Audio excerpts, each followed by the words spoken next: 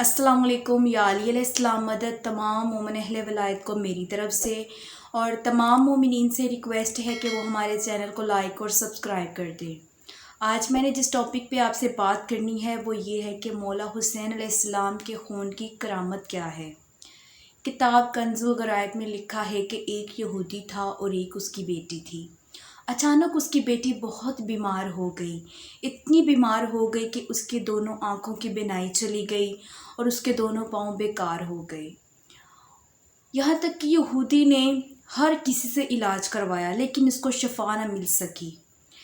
ایک دن اس نے سوچا کیوں نہ میرا شہر کے باہر باغ ہے، میں اپنی بیٹی کو وہاں پہ لے جاؤں سکون کے لیے، میری بیٹی وہاں پہ سکون محسوس کرے گی یہاں سے نکل کے۔ جیسے ہی وہ اپنی بیٹی کو گھر سے لے کے باغ کی طرف گیا، وہاں پہ رہنے لگ گیا، اپنی بیٹی کو روز تسلیاں دیتا، اپنی بیٹی کے ساتھ رہتا۔ ایک دن وہ اپنی بیٹی سے کہنے لگا، بیٹی مجھے کچھ کام ہے، مجھے شہر جانا ہے، اور اس کو وہ ایک درخت کے نیچے بٹھا گیا۔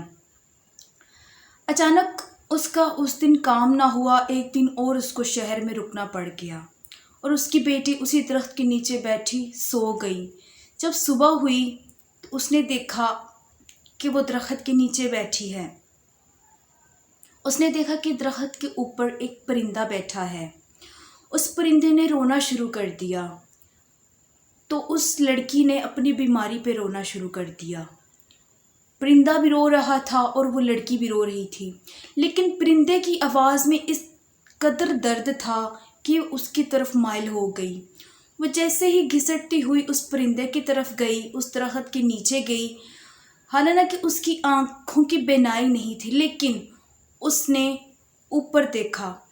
جیسے ہی اس نے درخت کی طرف اوپر دیکھا تو اچانک ایک خون کا قطرہ اس کی آنکھ کے اوپر گرا۔ جیسے ہی اس خون کے قطرے کا گرنا تھا، اس کی ایک آنکھ روشن ہو گئی۔ اس نے آنکھ کھول کے دیکھا تو اچانک پھر دوسرا قطرہ اس کے ہاتھ پہ گرا۔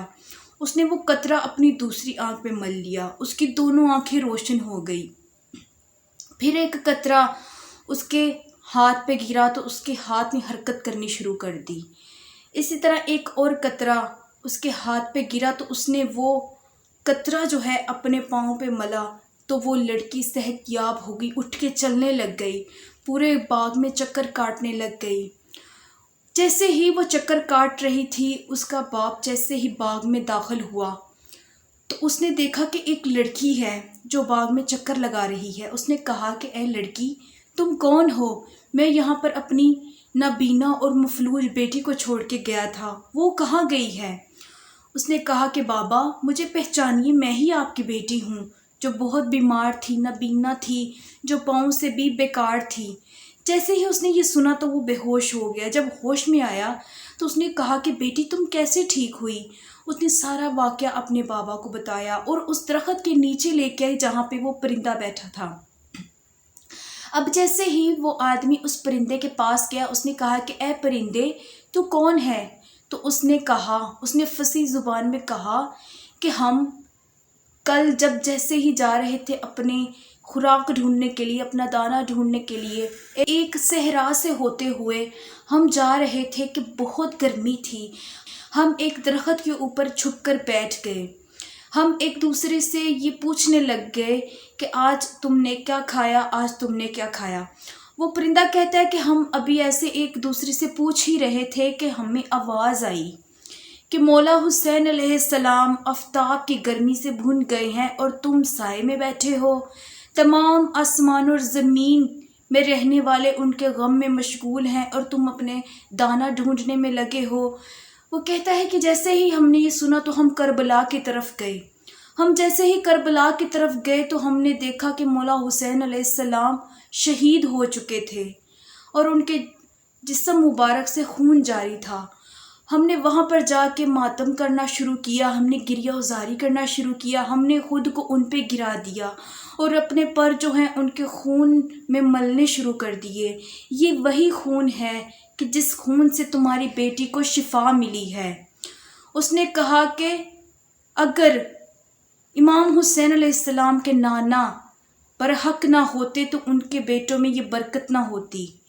اس کے بعد وہ آدمی اس کے گھر والے، اس کے معلقین، اس کے عزیز و اقارب جتنے بھی تھے وہ دائرہ اسلام میں آ گئی۔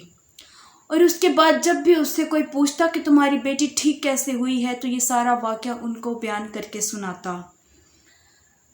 معلوم ہوا کہ پرندے بھی جو ہیں وہ اہل بیت اطہار سے محبت کرتے ہیں۔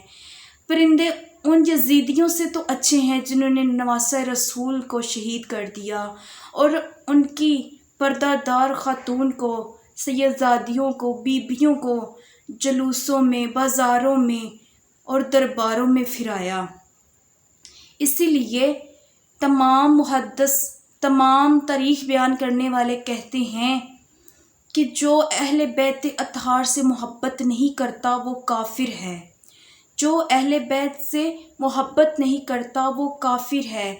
اسی لیے تمام تاریخ بیان کرنے والوں نے کہا ہے کہ یزیدیوں کے اس فعل پر ان کو کافر کہا ہے۔ اسی لیے کہا جاتا ہے کہ سلام اے ابن حیدر تو محمد کی نشانی ہے، سلام اے ابن حیدر تو محمد کی نشانی ہے، غم و الام میں ڈوبی ہوئی تیری کہانی ہے۔